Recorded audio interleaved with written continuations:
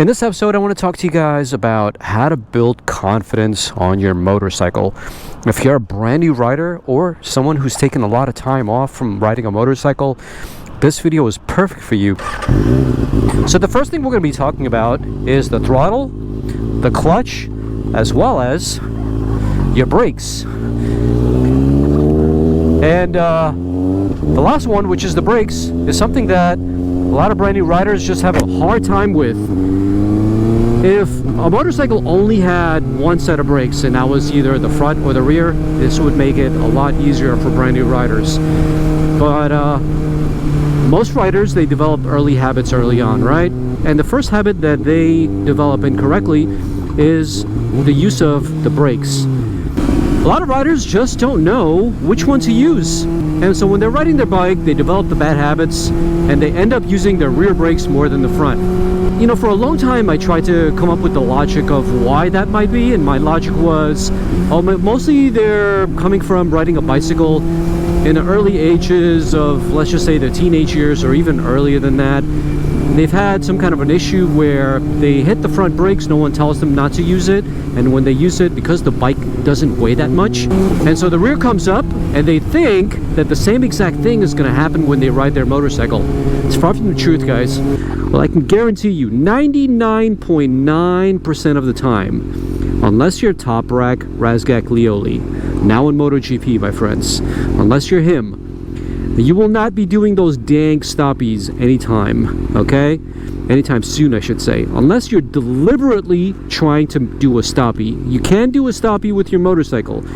I've never attempted one myself, but I don't think you need to be a scientist to know how to exactly do one. Take all of the weight out of the rear. Pick yourself up just a little bit so all your weight is out of the rear, and smash on the front brakes and put all of your weight towards the front. That is how you can do a stoppie, and that's how he does it as well. Now, I'm just hypothesizing here. I don't know for a fact. I've never done it myself. I've never had a reason to do it myself. But unless you're deliberately trying to pull a stoppie, smashing on your front brakes will not get your rear to step out. I've been on the track before. I've done 150 miles an hour on my RC4. No, actually, over 170. And then an apex came and I slammed on the front brakes going from 170, 180 miles an hour to about 90 miles an hour, I think, into the apex. It has never, ever, ever once happened to me, guys. So don't worry about that. If you're a brand new rider, be confident in knowing that the front brake has 70% of your stopping power and the rear only has 30% of the stopping power. Why would you want to ride a motorcycle that weighs over 400, 500 pounds and only use 30% of the braking pressure in the back? Not only that, but if your motorcycle is one of those motorcycles that's old school or even new school motorcycles, your back is going to fishtail in case you have to stop for an emergency. In an emergency situation, use both the front and the rear brakes, but never, ever, ever, and I mean never, rely 100% on the rear brakes.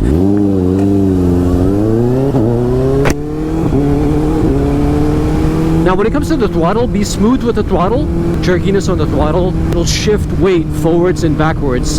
Anytime you use the throttle, whether it's letting it go and your motorcycle decelerates because of engine braking, or you're giving it throttle, engine braking stops, all the weight transfers to the back. So there's a weight transfer every single time you use your throttle or let go of your throttle. That being said, smooth throttle delivery will make it less jerky and will not aggressively push the weight towards the back.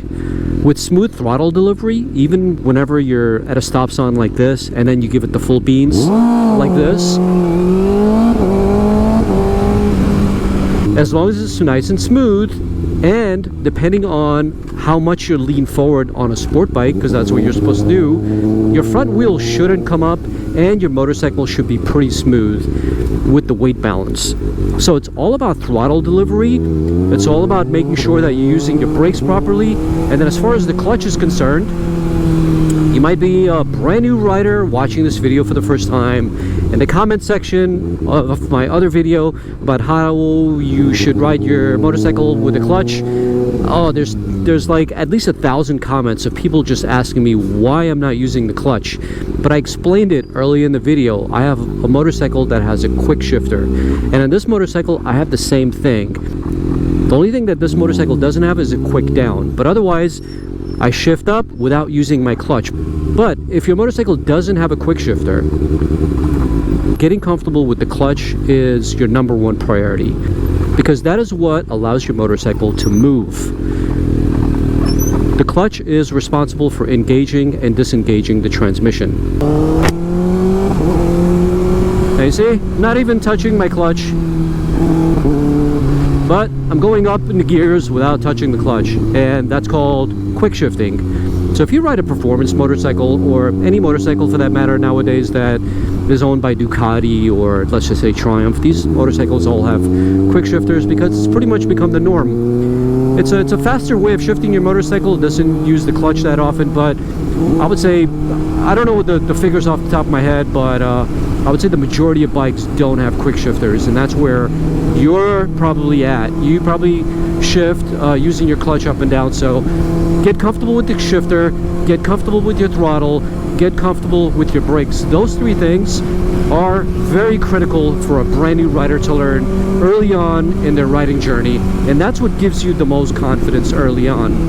The second thing that will give you a lot of confidence is doing slow speed drills in a parking lot. If you're in a place where you don't have parking lots that are empty, go at night. Usually everybody empties out in the parking lot at night. Or if you don't have time at night and you just want to do a couple of quick drills, going into, like, let's just say if you live in the US, going into a shopping lot parking lot like CVS or a Walgreens or a supermarket or anything, or any shopping center for that matter, is perfect, because inside parking lots such as those, you have little intersections that can emulate what big intersections like this would look like. In my shopping center, there's a stop sign, and everybody's doing about 2-3 miles an hour. Inside of my motorcycle mastery program, I teach you how to do this.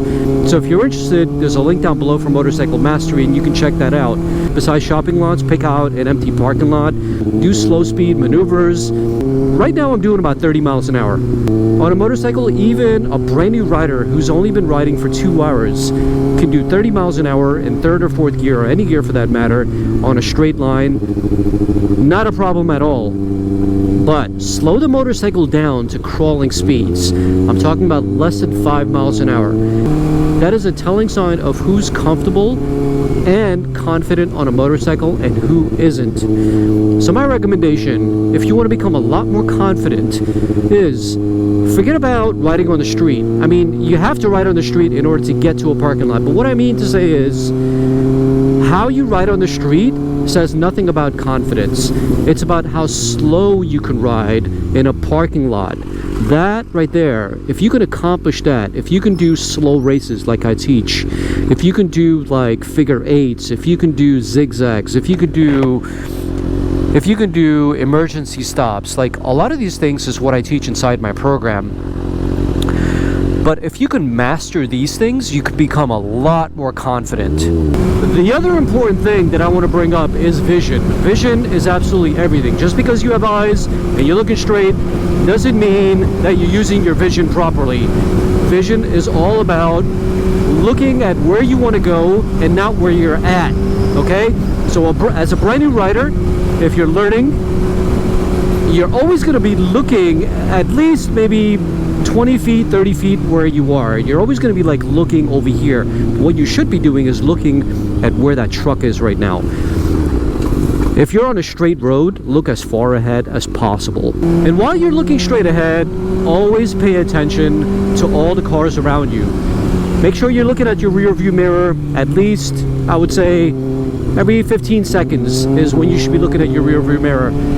If you're not building these habits early on, later on in your riding journey, those habits are going to be very, very difficult to learn.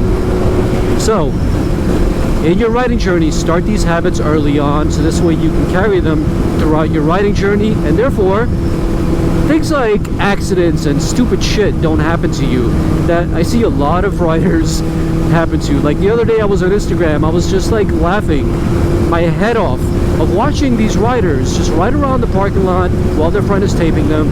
As soon as they get to their friend, they just drop their bike by using their brakes, and you just like scratch your head thinking to yourself, how the hell did he do that? And so stuff like that won't happen because you're building these knowledge data sets that's going to stay with you for the rest of your life. The next thing that's very, very important is peripheral vision. I might be looking straight, but I'm also looking down, and I'm also looking left and right. I see everything on the horizon, not just straight. If you can see your peripheral vision, this way you kind of have like a sixth sense. You don't have to look right in order to see what's right. You don't have to look left to see in order to see what's left. And because you're looking so far ahead, just in case that car in front of me runs over a mattress, and because it's so big, it can run over that mattress without its tires touching it, you're not going to be able to avoid it like he is. Because motorcycles don't maneuver as easily as cars, you're going to end up hitting that mattress, hypothetically speaking, and you're going to end up crashing and hurting yourself. So by looking far ahead, just in case there's a road hazard, you're fully prepared. That guy's going to go over a huge bump on the road, but if you're looking far ahead, you'll be able to see it and avoid it. And the same thing with road debris. Like, I gave you an example. It was a mattress example.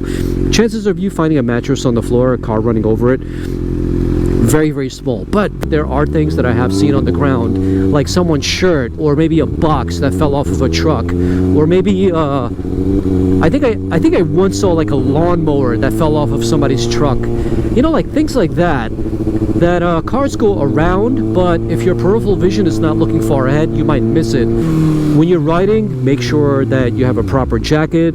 Don't ride with sneakers or with regular boots. Make sure they're designed for motorcycles. All of this adds to your overall confidence when you're riding a motorcycle. I'm not necessarily saying that you become bulletproof and nothing's going to happen to you once you have all this gear on. All I'm saying is that it gives you confidence to ride, because if you're not confident in riding, a lot of bad things can happen. The worst type of rider is one who's not confident. Once you build up enough confidence on riding a bike, then it becomes another battle, because then you become overconfident. That's another topic altogether. But anyway, guys, work on your throttle, work on your clutch, work on your brakes, work on your vision, wear the proper gear, build your confidence slowly. This is a slow process. Nothing is done overnight, and I've been riding for 6 years. I've made over 500 long-form videos on this YouTube channel, riding over 150 different motorcycles. So it's taken me a long time to develop my confidence. I'm just like you know, I started from scratch. I started my riding journey, and I bought my first bike, which was a KTM RC390, and I learned everything on that bike. And slowly but surely, I bought bigger and better bikes, and here we are now with a downgraded ZX6R coming from an RSV4. But anyway, guys, I appreciate you.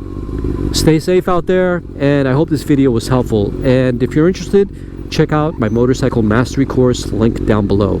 Peace.